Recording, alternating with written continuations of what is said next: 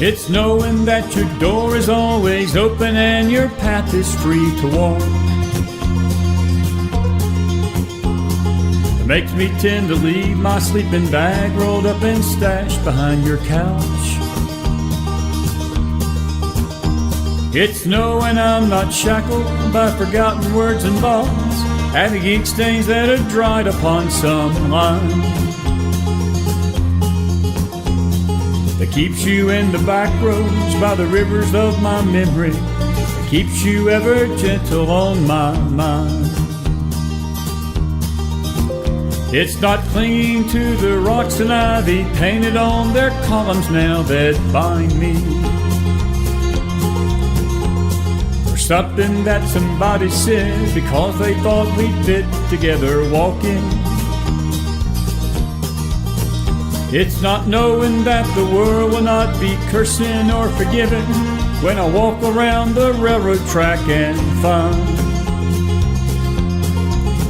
that you're moving on the back roads by the rivers of my memory, and hours you're just gentle on my mind. Though the wheat fields and the clotheslines and the junkyards and the highways come between us, and some other woman's crying to her mother 'cause she turned and I was gone, I still might run in silence, tears of joy might stain my face, and the summer sun might burn me till I'm blind. But not to where I cannot see you walking on the back roads by the rivers flowing gentle on my mind. I dip my cup of soup back from a gurgling, crackling cauldron in some train yard. My beard, a rustling towel, and a dirty hat pulled low across my face. Through cup hands round the tin can, I pretend to hold you to my breast and find that you're waiting from the back roads by the rivers of my memories, ever smiling, ever gentle on my mind.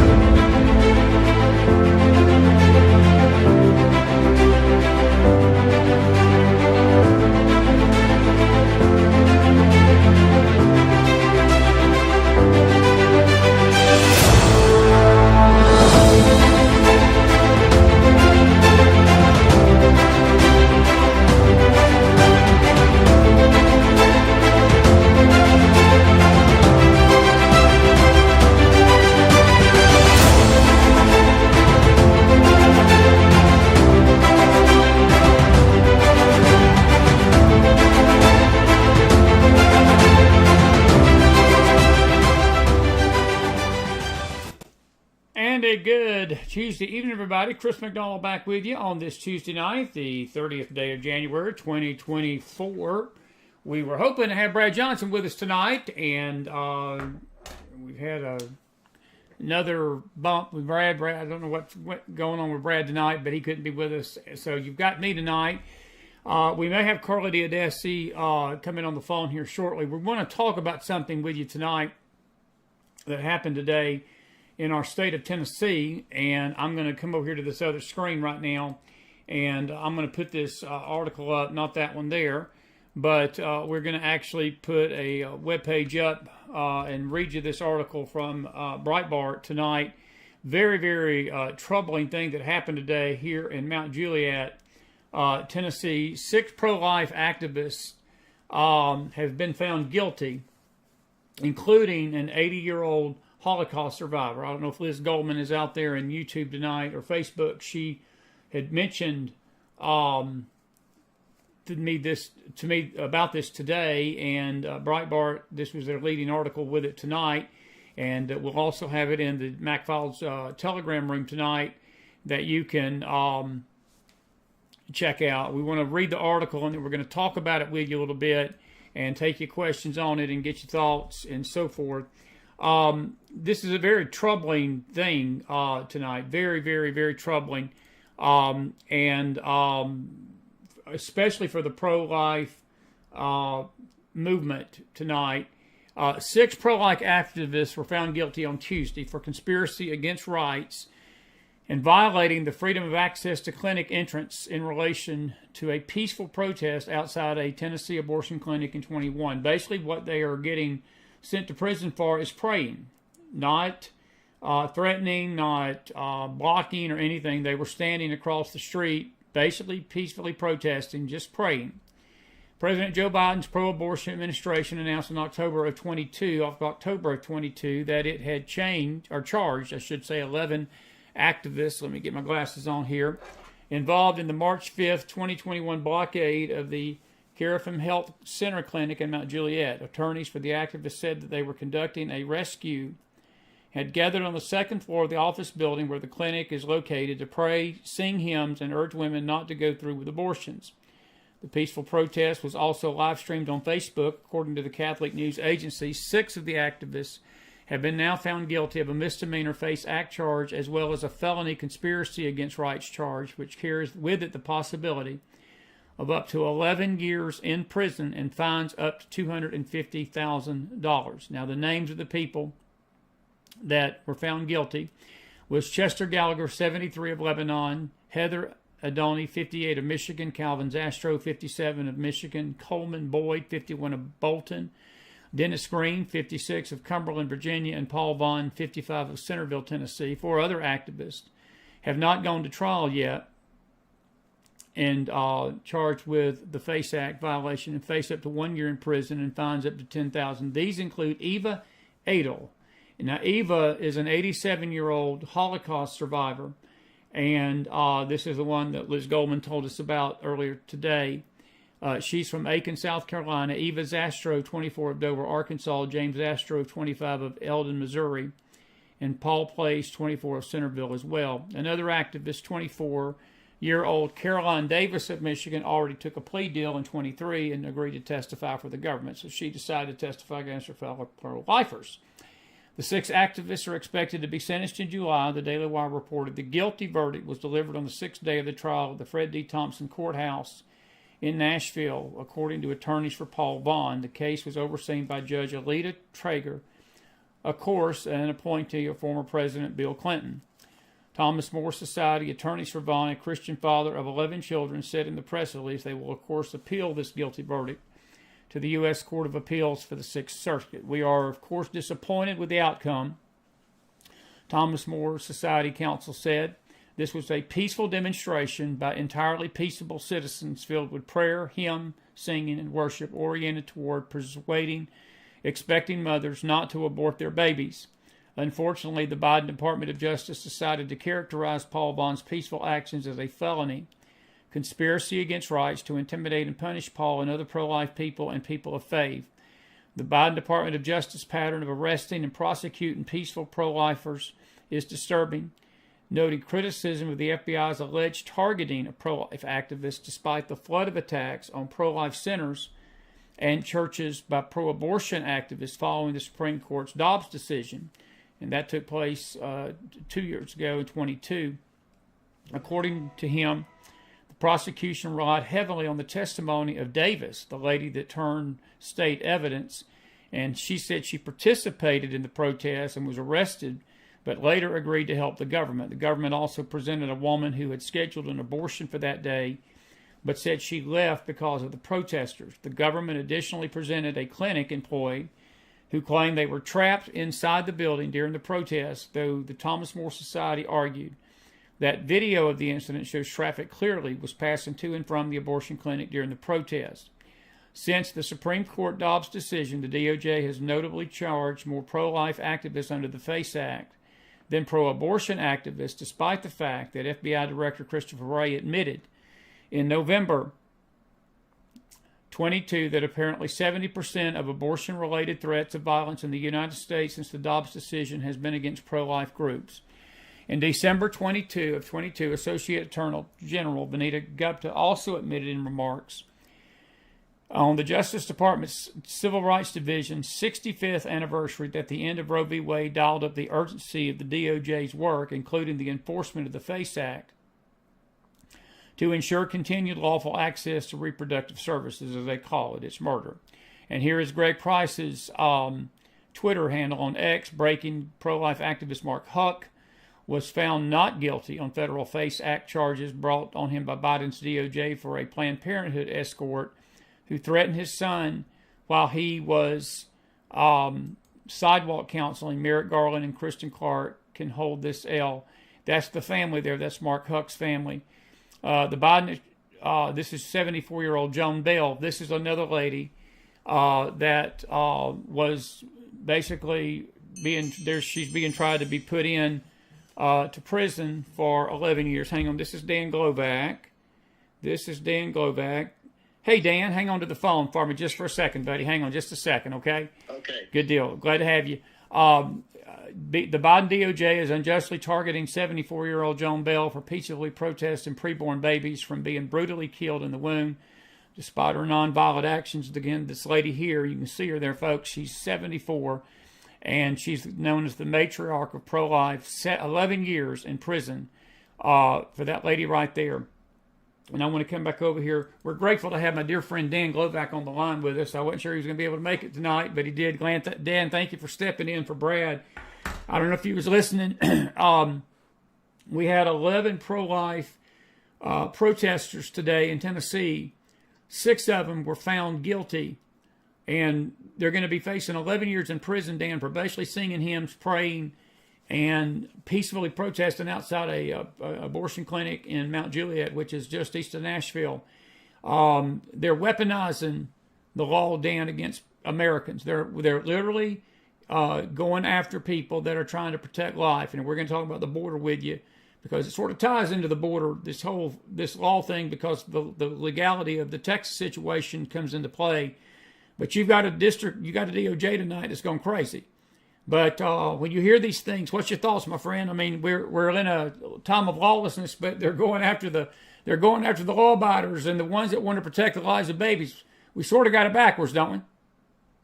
Well, you mentioned weaponizing the legal system. It's interesting that they get 11 years in prison, but my son's killer, who had been deported 4 times and had a rap sheet a mile long, and was arrested for attempted murder, only got 5 years. Yeah. So you can invade our country, thumb your nose at every law that we have, and try to kill people and only get 5 years. But you can go, praise God somewhere, and that's 11 years. It's 11 years, man, and it's crazy. And again, the 74-year-old lady she's called the matriarch of pro-life. It's unreal, Dan, that they're targeting the people. It reminds me of them targeting the school boards, trying to get the porn out of the libraries for the kids and everything else. And now you've got pro-lifers being targeted. Look, pro-life people have always had a rough go of it, but now they're weaponizing the DOJ to a point that you can't even stand outside of an abortion clinic now and pray. Yeah. Yep. It's, we get a lot of, if you follow the news, the narrative is, we got this enemy over there. We got one in North Korea. We got some in the Middle East. We got them in, Russia. We have them in China. Blah, blah, Yemen. Okay, blah, blah, blah. No, we've got one in D.C. And that's our biggest one. Yeah. That's the greatest threat, are the treasonous scum in D.C. that have no regard for the Constitution, that have no regard for anything other than what serves their interests. And I guess they love death so much, and they love child sacrifice so much that they're going to go after anybody that says, "Hey, it's not good to offer children up to the god of convenience." And so that's just par for the course with them, Chris. I know. It's the same bunch that want the open borders that killed my son. They're all a bunch of godless leftists scum. Well, and for folks that don't know Dan's story, I'll let Dan sort of give you the quick version of it, but I'll sort of help him there too. Dan's son was sitting at a red light in I think it was Houston or San Antonio. It was 9 years. Tomorrow marks 9 years. Tomorrow's the 9-year anniversary of this. He was sitting at a red light in Northwest Houston. He had just dropped his girlfriend off. He was on his way home. He had the grand opening of his new music store the next morning, so he had to get home. And 4-time deported illegal alien that had a long criminal history, that had done 5 years in prison for attempted murder, came back over for a 5th time over our the region formerly known as our southern border, and just decided to go out fun shooting one night, and he randomly blew my son's brains out at a red light. He took out a couple other motorists and wounded a bunch more. And this is what our leftist government has in store for your listeners. I just want them to know this is what they mean for you. Dan, this is a lawless society. What we're seeing, witnessing right now, brother, we're on the brink of something that me and you, we're about the same age, brother. I don't think I've never witnessed this in my lifetime. What we're on the brink of. Oh yeah, no question. I expect some sort of black swan. I mean, it may happen right down here I'll be honest with you, Chris. I'm very, very suspicious about this Eagle Pass because it's ridiculous. A lot of people, the narrative that people are getting about this situation is false. It's phony. It's media generated, and you got 400,000 truckers going down there, and I think they might be. I don't know. I hope I'm wrong, but I think they might be headed for another January 6th type trap or something worse. Because I'm telling you, Chris, and there's been plenty of independent journalists down there with cameras, and Michael Yon, who is an expert at this, he's one of the most knowledgeable people that I know in regards to this issue, will be the first to tell you, all you got to do is drive 30 seconds one way or the other from Eagle Pass. I mean, a half a mile from that park, and the border is wide open. Yeah, and I'm glad you brought the border up because it ties into this lawlessness, Dan. We have allowed, look, we're talking figures since October, fiscal year 2024, which would have started September the 1st. We're approaching 1 million people, Dan, just in the last 3 months. And maybe more than that, maybe 2 to 3 million that have just flooded. Eagle Pass has become a cesspool, basically a foreign invasion. Cubans, China, Chinese, North Koreans, we've heard of Turkish people. Iranians, yes. Jihadists, you name it. Anybody that doesn't, think about this, Chris. If you're a foreign enemy over there and you don't like America and you see this major open border, of course, what are you going to do? You're going to send your associates up through that open border and have them set up shop. And I guarantee you those boys are over here. They've set up shop and they're just waiting on all this dog whistle to blow. There's no, if they didn't do that, they wouldn't be very strategic because our Achilles heel is our border.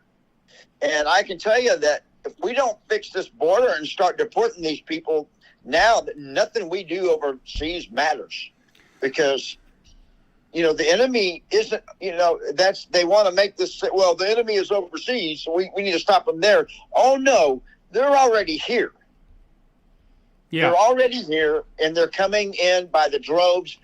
If you and I go to the airport, we're going to get scanned. We're going to get frisked. They're going to touch our private parts, blah, blah, blah, and on and on and on. They're going to look over us with a fine-tooth comb. But if you're down at the border, it's just drop in. No documentation. Get on a plane. Here's some money, and we'll send you someplace nice on the American taxpayer. And we don't know who you are. We don't care. Just come over here and cause chaos because that's what we want. Well, that's what they've caused, Dan. And look, your son is a terrible tragedy and a memory of that because, again, that illegal alien had been deported 5 times before he committed this atrocious act and took out your son and others. And And you think about, again, how mixed up this justice system is. We're talking about pro-lifers being arrested for prayers. And then these illegals are coming in with no hint that they're being stopped, no hint they're being held to an account. Hell, you had Mayorkas today. They're trying to impeach him. This do-nothing Congress, this do-nothing Republican House, this do-nothing Republican Senate, Democrat Senate, whatever they got. You can't even bring impeachment against a man that's claiming it's the legislator's fault, not his, who's over the Homeland Security, that this has happened. And then we wonder why we have things like that happen to your son. My question to you, buddy, is this. You're right in the heart of Texas. Have you seen, look, I've known you for going on 5 years now. And I've interviewed you several times on this show. I've been to the border 3 times, and we hope to make it a 4th this year with the Lord's grace and all. And I'm just curious, how much more dangerous is Houston, Texas tonight because of this than it was even a year ago, 2 years ago when I saw you last? And look, Dan, the whole country, it's dangerous here in Tennessee right now, man. It's dangerous. Everything is gone so haywire. It's amazing that the New Hampshire primary voters the other night made immigration their number one issue. That should tell everybody how dangerous this thing is, that people in New England are concerned about it. Chris, I'm a 60-year-old native of Houston, Texas. I don't recognize my city anymore. It's gone. A lot of places in Houston that used to go, you can't go anymore. I don't go anywhere unless I'm packing, buddy. And I tell you what, when seconds matter, the police are only hours away. And it is, we have just about 30 minutes northeast of me, Colony. It's a little city called Colony Ridge.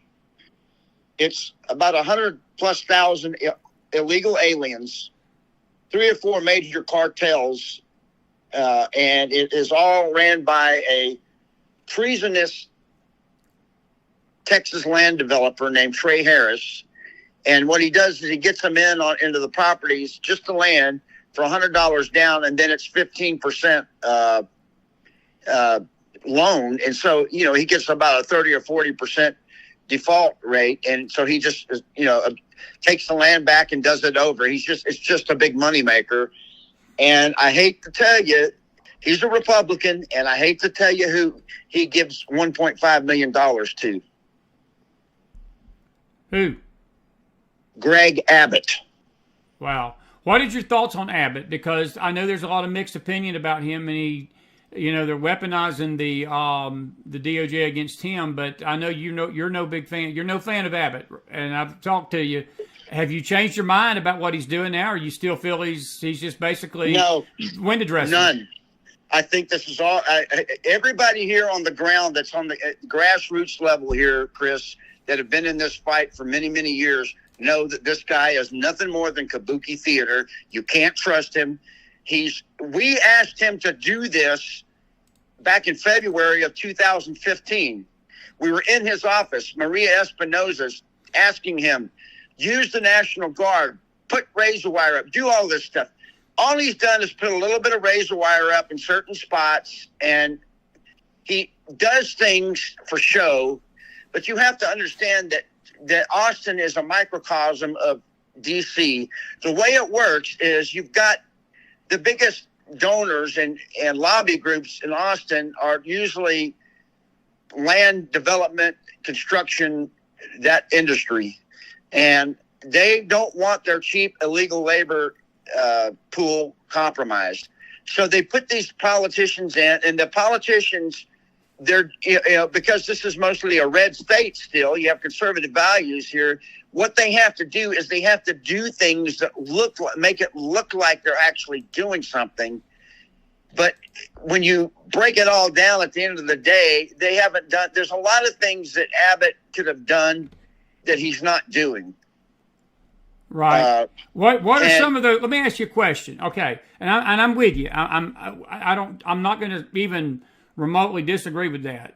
But what the federal government is doing to Texas, Dan, from a citizen standpoint, I know you can't be happy with what the feds are trying to do. Even though I don't doubt a word you say about Greg Abbott. Look, I've been down there. I ain't heard one person applaud his efforts, and I think that it's been a bunch of kabuki theater myself. But I don't think it's, you've also got to also look at the other side of that coin with the feds. They're trying to literally weaponize the Texas Guard to where your National Guard, to where they can't even enforce the border along the southern Texas border, my friend. Dan, that's just the same. It's the same issue that they're doing to the pro-lifers. The federal government is freaking allowing the criminals, the lawless, to go in there and do what they want to do and prosecute the people that are trying to keep the law. Yeah, well, I've said we have two enemies. We have the enemy that we know, which is the federal government. I don't even bother talking about them. I know what they are. I don't waste my time with them. They're like I said, they're scum. They're the enemy. They hate this country. They want open borders. They want globalism. They want to destroy our way of life. So we all know that. But the other enemy that we're fighting is the enemy that we don't know, that we think is our friend. And people have to be more diligent, and they have to do the research, and they have to look into the fine print to understand who is actually your friend and who is not. And a quick way to do that is to look at the donor list of these politicians that promise you the moon. And when you see some guy like Trey Harris, who is ushering in the biggest illegal alien train in Texas, being one of Abbott's top donors, you have to ask yourself, well, what am I missing here? I mean, do you think that he's going to give Greg Abbott $1.5 million for his campaign just so he can turn around and get rid of all of his illegal aliens? No. That he's making millions off of? No.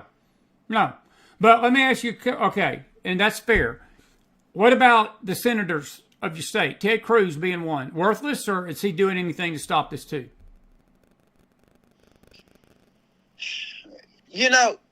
Ted Cruz,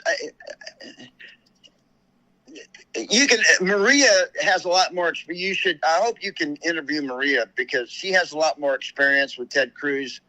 But, Ted Cruz talks a big game. But the problem is the federal government structure itself, the whole city. I don't care who they are. The problem is systemic. It doesn't matter who you put in there. The real power behind the federal government, which are the oligarchs and the plutocrats, these people like Ted Cruz that you vote for are whether it's the president or congressmen or senators, they're all subjugated to the real power, which is the power that we don't vote for. Yeah. All right. Let me ask you a question. This is going to be a tougher question, because we got a lot of Trump supporters, and I support President Trump, but this is going to be a hard one for you. Does Trump? Ted Cruz. Here's one thing I'll bring up about him. Ted Cruz has been one of the most vocal proponents of filling our country with legal third world poverty.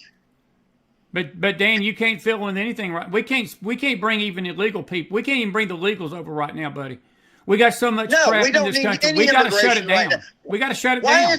How is it, Chris, that we are obligated to take? We went the first of last century. I think it was from 1920, I want to say, to the 60s, until the Hart-Keller Act of 65. We hardly took any immigrants. There is a time where, taking on and vetted immigrants that go through the naturalization process and meet the standards, where that can be a blessing for us. But this idea that we are just obligated to take in the world's problems, if that's the standard, well, there's billions of people in the world that I'm sure would like to come here. But the problem right now, Dan, is we got so many illegals. We don't even know how many we got here. I just think you got to shut it down. My question to you that I was going to ask is, do you think Trump can fix this in 4 years? And I don't. I think that I don't think it's at a point short of deporting every single one of them. And damn, we don't even know where they're at, buddy. We don't even know where these people are at. I look. I'll go as a formality. Just to say, hey, I did my civic duty. I'll go vote for Trump. Do I have this illusion of grandeur that he can fix this? No, he can't fix this. He's just one man, and they can take. Listen, if they even let him get to become president, I mean, the people that run D.C. are not subjugated to politicians. They can take a politician out if they want to, one way or the other, and they've done it multiple ways. If you get in their way, they have their ways to remove you. Oh, absolutely. Look, I'm not going to disagree with that either. Buddy, I know you're on a limited time with us tonight. A few more questions for you. Sure. Do you think that the situation has reached a point, and I know you're not going to get any help from the feds, but if you were in the place of Greg Abbott, you were Texas governor tonight, what would you do? What would be Dan Globac's top 3 things that you would do to fix this thing at the border? Look, you got to, I was hearing of all, and this is how crazy this is. When I started agreeing with Robert F. K. Jr., I know our country's mucked up pretty bad because I mean, nothing against the Kennedys, but when I started listening to him this morning, I'm like, I agree with what he's saying about fixing the holes in the wall. But do you think there's any hope of even fixing the holes in the wall would stop this onslaught short of putting these people at gunpoint and saying, you turn your butts around and get back to your countries. If you come across our border illegally, we're going to shoot you. I hate to say that like that, but you're going to have tough measures, Dan, right now, because this has got to stop, bud. It's got to stop. But what would you do, top 3 things to fix this if you were in power? Well, what I'm about to say is very controversial. And, amongst people on the right, there's a split opinion on this. But in my opinion, and I'm just going to say it like this, as long as we in Texas are shackled to the beast in D.C., we're never going to be able to fix this. And I know where you're going. Go ahead. I got a question for you about that. Keep going. I know where you're headed. What that looks like, I can't forecast, but I will say this: historically, if you look at it, empires eventually, you get enough disaffected people that aren't being representative. These empires will break up and fracture, just like we're seeing now. Our forefathers didn't run King George out just so they can turn around and elect an all-powerful central government that's worse than King George. But that's what we got now. We do. And, we do. I was telling somebody that today, Dan. We were talking about the states' rights and the feds' rights. And I told them today, I said, that's the reason the Constitution was built like it was, that these states could tell the federal government to go pound sand, because you're right, our founding fathers did not want a centralized government telling the populace what to do. That's what we shed blood over in 1776 over, because the English were trying to tell us what to do, and the federal government was not ever supposed to be this monster that it's become. Screw the feds. You got to do it from the state level. Texas has a right to secure its border. I don't care what Joe Biden and them trying to do. Texas has a right to defend itself, and it should. Yep. And so whether that means, but when you look at the federal government and you say, screw you, we're going to do this. Well, now you'll have conflict, and it could be a legal conflict. It could, eventually potentially become a kinetic conflict. And it's what you call, I would prefer, there is a group that I have involvement with here that we believe that it could be legally, peacefully achieved. But I can tell you right now, and just speaking for Texas alone, Texas would be a hell of a lot better off out of the Union.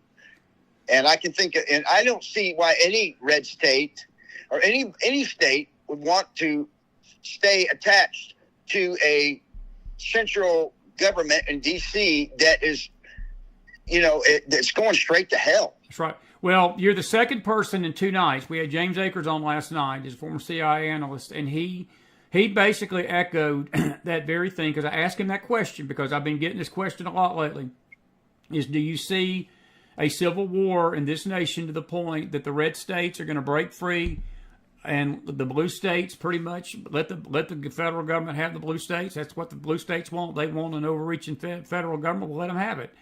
But the red states at some point, Dan, are going to have to stand up. And I think I got a deep, dark feeling this country's headed for something like this. And look, I don't think it's far-fetched. I think it's legitimate discussion. This may sound a little graphic, Chris, but basically, let me put it this analogy. We Texans have been getting raped. And the federal government is trying to tell us that we don't have the right to pull our pants up. So where do we go from that? What's our choice? Well, we don't have anywhere to go, Dan. We don't have anywhere to go but that. Because I'm going to tell you something. If we don't get a change in government come November, I just think this overreach gets worse and worse. And look, we're already bordering on communism, brother. This is a socialist state of America. There's no ifs, ands, buts about it. They have turned, look, what happened today in Mount Juliet, Tennessee was a travesty, not only of justice, it was a travesty of our society. It was a travesty. What's happening on that border tonight is a travesty. The way America's treating Israel is a travesty. It is coming from a government that is totally lost touch with reality. Look, they got Taylor Swift, for God's sake, trying to save his sorry senile backside because he can't even put a sentence together and wears a construction hat backwards tonight. So you got to go out and get a drug-induced pop star to go out there and tweak her butt and whirl her little baton to her young followers and get her to get the populace voting for him.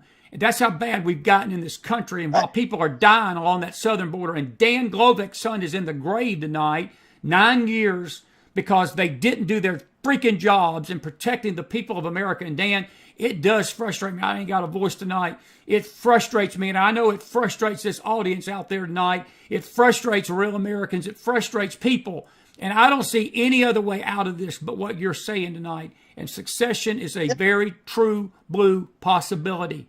It's possible. Yeah, I've been a member of the Texas National Movement for about 5.5 years now. It's under Daniel Miller, and just let me take a detour. There's another point I wanted to get into. I wanted to make with you, Chris. I want people to think about Abbott again for a second. On the surface, all this sending, busloads and hundreds of thousands. He's bragging about it. I sent 100,000 illegal aliens to New York and Maine and blah, blah, blah. And, on a fleshly level, as a father who lost a son, there's some gratification there to see these northern liberals, have to, drown in their own hypocrisy when it comes to them. But here's the reality, and this is what you need to really know about Abbott. What he's really doing, he knows good and well that those blue states count illegal aliens in the census. What does that end up doing for the blue states? It gives them more electoral votes. Wow, I didn't think about that, because that's exactly right. They count those as part of their electorate. They're voting. Their illegals are usually allowed to vote in those blue states, ain't they? Yeah. So how does that help? So that's why I'm at the point where nobody in the Texas National Movement has any use for Greg Abbott. I can tell you that much. Yeah. Buddy, I know we're running late on time. Let me ask you one other question. And on a personal note, it's been 9 years since the death of your son. How are you dealing with that? I know you've been through I don't know of any other horror that a father could ever experience than what you've done, losing a son in that manner. But how are you doing personally? And I want you to know that we appreciate you and love you here on this network. We always have. You're a dear friend, and you've always got an open forum. We're going to get you on video cam one night and talk to you. But how you feeling? How you doing? And tell us what you've been doing, because I know you're fighting this fight still against this illegal alien invasion. And I know Maria Espinosa's out there. She's doing it. Others are doing it. But how's Dan Glovak doing? I want the truth. Yeah, give me the truth. Not too well. I mean,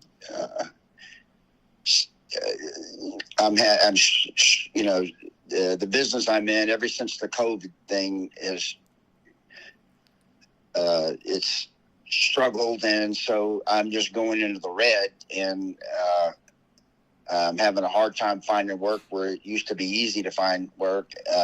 But emotionally, every day, it's not like my son died of cancer. Every day, right. What killed my son is being rubbed in my face. And I'm dealing with, it's like they keep pulling the scab off the wound. Yeah. And I can't ever seem to get over the visceral hatred I have for these scumbags that caused this. And it is a very, it's a very toxic cup to carry. And it's just a dark place to exist like this. And, you know, I have to hear about, the poor separation in the families down there. What about my family? You want to talk about separation? That's right. Let's go to the cemetery and I'll show you what real separation is. Exactly right, buddy. They don't talk about that. And so I'm just every day I'm being told that I don't count. My son didn't count. I'm worthless. And I know that I speak for the other angel families, yes, many thousands of families. There are thousands, Dan, and I think the number's going to grow. You never get over it. You never get angry. You never stop having the dreams. And, you know, every holiday when you're with your family, that empty chair is always going to be sitting there. And that's how I'm doing.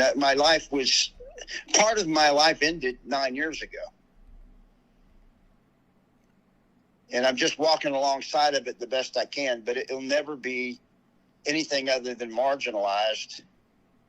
And I've tried to take what I do have left of it to try to prevent this from happening to somebody else. I know you are, man. And that's why we appreciate you and we love you as a brother. And I'm so grateful that you could jump on the phone with me tonight. I know you got another interview coming up here. I'm going to let you go. But listen, stay in touch with me. Our condolences and our prayers on the 9-year anniversary of the death of your son tomorrow.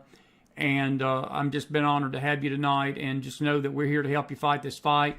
I will see you soon. I'll be in touch with you in person. And we're going to fight this together soon in Texas. And I want to tell you we appreciate you. And just know that we're here for your support and prayers, and prayers for our country, buddy. Prayers for you all in Texas tonight. And thank you so much for being with me on the network, okay? God bless, Chris. You too, Dan. Talk soon, man. Dan Glovac, everybody. That's Angel Dad. And when we say Angel Dad, what we mean by that, I know most of you know that term. Some of you may not. That's an individual that has lost a family member because of an illegal alien, whether it be DUI. We've got a dear friend here in Knoxville, the Corcorans. Their son was killed here by a DUI driver here in Tennessee about 5-6 years ago, and never really got justice. I'm thinking of Chris' story over in North Carolina tonight. We've had Chris on our network. Her brother got killed. The guy that did it fled to the Central America countries. She never saw justice. She's still hurting tonight over that. Maria Espinoza, her organization, we've highlighted that. She has chronicled angel family after angel family after angel family. Ruth Martin was the chaplain and minister for that. And this saga goes on. You would think that we're 6 years into the show, 7 now. You would think after this time that the country would come to its senses about it, but it's not. And more families, sadly tonight, are facing the same pain. You heard it in Dan's voice. I never know what you get when you get a guest on live, and I could feel his sadness, and I felt it in my own heart for his son. Spencer was a great young man, fine young man, and his life just snuffed out for no reason at all. And I think Dan said it best. He didn't die of cancer. He died of a gunshot hit to the wound by a 5-time parolee that should have never been on the street, whether he was an illegal alien or not, shouldn't have been on the street to begin with, but he was let go and released 5 times by the federal government during the Obama years, and the rest is history, sadly. And a life is snuffed out, a family is mourning even to this night. And our prayers for Dan Glovac and all the angel families out there. Now, we've got a few minutes with you here. It's 9:54, and if you've got a question, good to see Natalie Corbin in the house tonight. Thank you. And Betty Truth, I totally agree with that. Abbott cannot be trusted. Cleo, I know you're out there. If you would, any questions in Facebook, my friend, if you would post them over here in the YouTube page, that would be so cool tonight. There was a question that was asked by Amy. She says, how do you change this? Amy, that question is simple but yet complicated. Number one, you've got to shut that border down immediately. I mean, there's no ifs, ands, buts about it. I'm talking legal, illegal. It doesn't matter who's coming over. You got to shut it down, both northern and southern right now. You got to have a complete halt, a complete pause on any immigration into our country. Stop it in its tracks immediately, tonight. Not tomorrow, but tonight. You tell Mexico and Ecuador and El Salvador and Nicaragua and all these countries, Guatemala, that are sending these murderers and rapists to us, and basically the scum, and then the other nations like Iran and North Korea, China, Turkey, that are sending these cells, these sleeper cells over here, that stops that.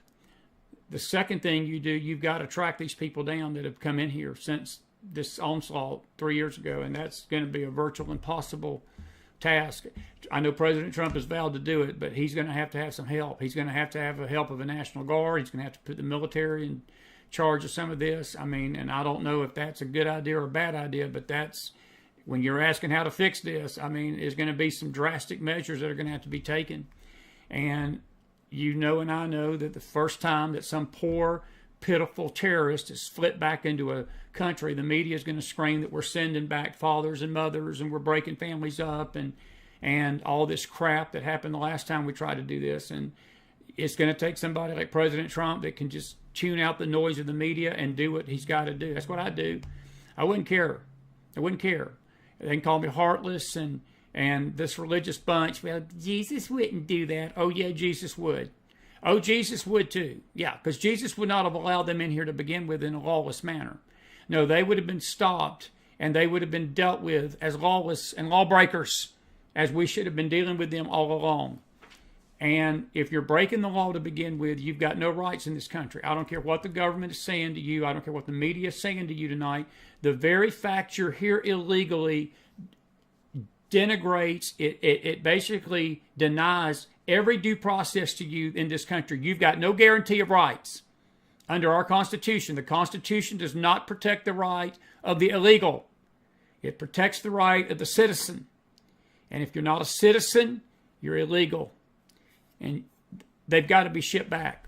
I don't care how long they've been here. And if they've not gotten their papers yet, they're not going to get them. I hear this crap, well, some people are here with their families and they've been waiting for 10 years and 5 years and they've had kids. Well, I tell you what, they should have thought about that before they jumped the border cutting wire and coming over through ponds and raping people and killing people and DUI and killing people and putting guns to young men's heads at age 22 like they did Spencer Glovac. Perhaps they should think about that before they come here illegally. Sorry for my voice tonight. I wish I had a better voice. I'm so angry about this. I'm angry about these pro-lifers today being arrested in this sentence. Folks, it's a travesty of justice. It's a travesty of justice. Anyway, Betty says, Texas can't wait no longer for Trump to come back. Something needs to be done now. Our neighborhoods are changing so much. It is happening. And Betty, I'm with you on that, and I think that that's the other thing. Look, we got today's January the 30th. We got about 9 months of this election. Trump won't even be sworn in until January. You got a year, and Texas may not be on the map in a year. I think the bigger problem, though, is what Dan alluded to tonight on the phone, and that's Greg Abbott. You don't know where his loyalties really lie. You don't know if this is all window dressing. Politicians tend to window dress a lot. When they're pushed into a corner, they tend to window dress a lot. They window dress quite a bit, and he's been window dressed. That's just my opinion. I don't live there, but I'm with you. Something's got to be done. Sanctioned cities, Eve. Eve, let me tell you this tonight. That is the biggest fallacy. Sanctuary cities in themselves are illegal. There is nowhere in the Constitution of the United States that it gives cities a right to provide sanctuary for illegals. We've allowed that. The governors and the mayors have allowed that. It's a fallacy. It is illegal in itself.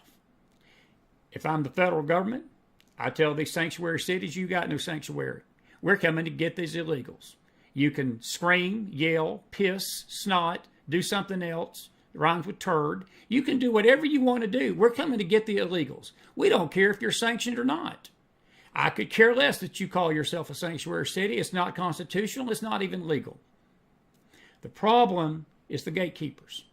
The problem is you've got people in power that are protecting these cities. The mayor and the governor of Illinois is screaming like a child tonight because Abbott has sent him to Chicago. I differ a little bit with Dan's perspective. I understand where he's saying and going with what Abbott's doing, sending these people to the blue states. But I think the blue states need to taste. There was an expose this morning on Chicago, and some of the folks in Chicago are seeing it firsthand that their city is being turned into a third world country. And all neighborhoods are being turned into. But this idea that sanctuary cities are legal, they're not. So I don't care what sanction they claim they got. I don't care what they say. It ain't going to happen. It ain't going to happen. But anyway. Any other questions real quick tonight? If you got a comment about this story, let me show you this story again for some of you that just joined us tonight. We've got a good crowd in the house tonight. This is Joan Bell. She was sentenced up to 11 years in prison today, along with 6 other pro-lifers. And some others are going to be facing their trial on February sometime in February, including Eva Edel. She's 87 of Aiken. Eva is a Holocaust survivor, if you can believe that. They're going to actually try to put in jail. That's the rest of her life if she gets convicted. Folks, this is the state of our country tonight. This is the state of America. I haven't got to Israel tonight. There's some headlines that we've put into the Telegram room. I will deal with this Thursday night, but I do want to mention it tonight as I go out of here. 191 UN workers, 191 UN workers were found to have assisted Hamas during the atrocities of October the 7th. And I think 12 of them were found to be actively involved in what was going on October the 7th.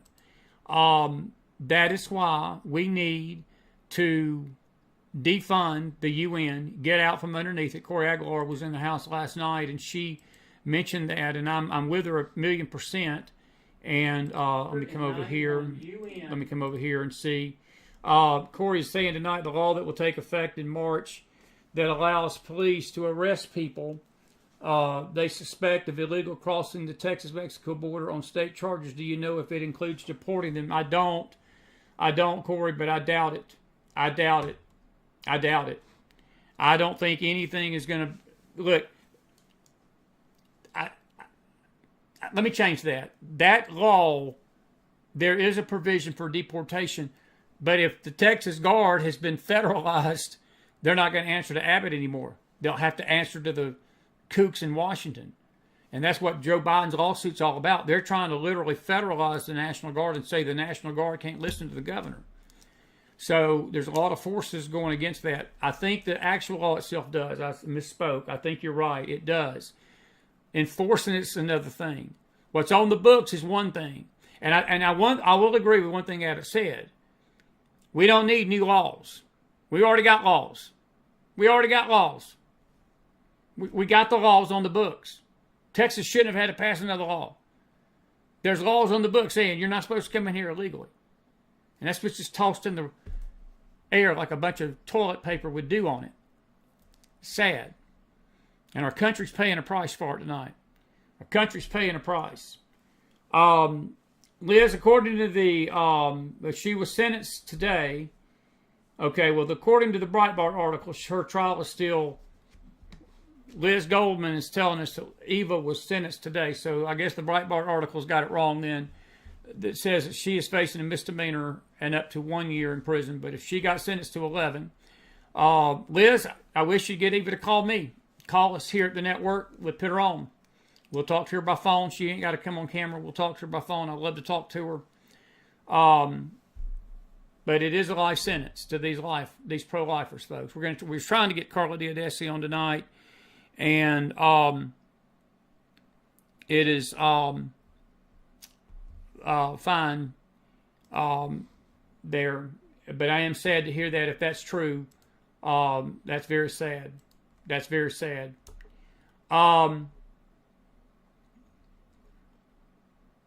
Anyway, all right. It looks like we've got a great crowd here tonight. Thank you all for being with us tonight. It's 10:05, and we've been going about right at an hour, so we're going to let you go. If you got a question tonight, McFilesForum@gmail.com. I want to say to Dan Glovac, I'm eternally grateful to him tonight. We were facing the prospect of you just having to hear me run my mouth for an hour, and that wasn't too good. So we're grateful Dan could come on by phone tonight.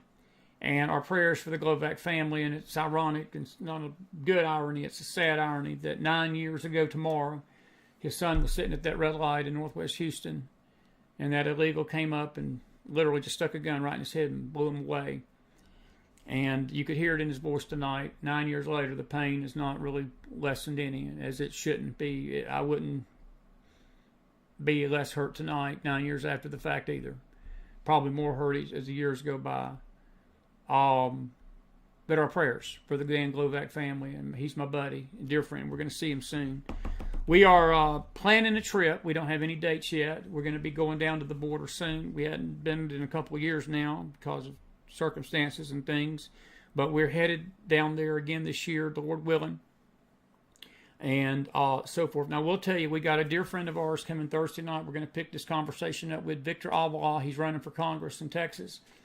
And if Brad Johnson can come tomorrow night, we'll try to get Brad on Wednesday night on an early bird tomorrow.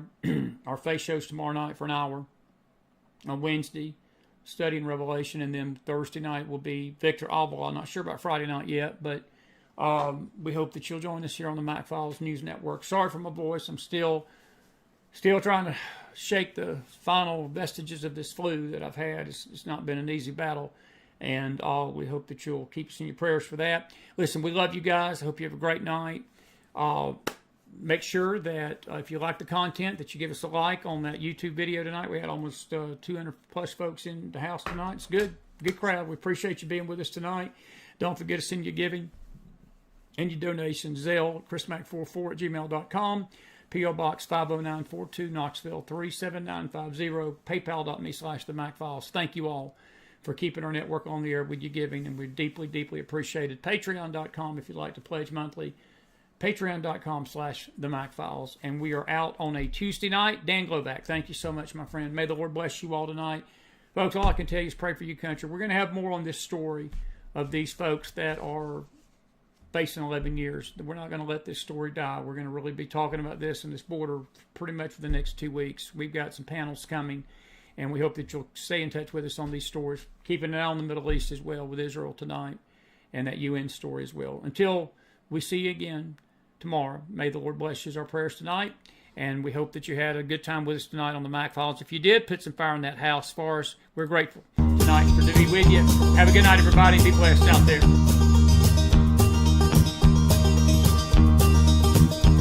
It's knowing that your door is always open and your path is free to walk. It makes me tend to leave my sleeping bag rolled up and stashed behind your couch. It's knowing I'm not shackled by forgotten words and laws, and the ink stains that have dried upon some line. That keeps you in the back roads by the rivers of my memory, that keeps you ever gentle on my mind. It's not clinging to the rocks and ivy painted on their columns now that bind me, or something that somebody said because they thought we'd fit together walking. It's not knowing that the world will not be cursing or forgiving when I walk around the railroad track and find that you're moving on the back roads by the rivers of my memory, and hours you're just gentle on my mind. Though the wheat fields and the clotheslines and the junkyards and the highways come between us, and some other woman's crying to her mother 'cause she turned and I was gone, I still might run in silence, tears of joy might stain my face, and the summer sun might burn me till I'm blind. But not to where I cannot see you walking on the back roads by the rivers flowing gentle on my mind. I dip my cup of soup back from a gurgling, crackling cauldron in some train yard, my beard a rustling towel and a dirty hat pulled low across my face. Through cup hands round the tin can, I pretend to hold you to my breast and find that you're waiting from the back roads by the rivers of my memories, ever smiling, ever gentle on my mind.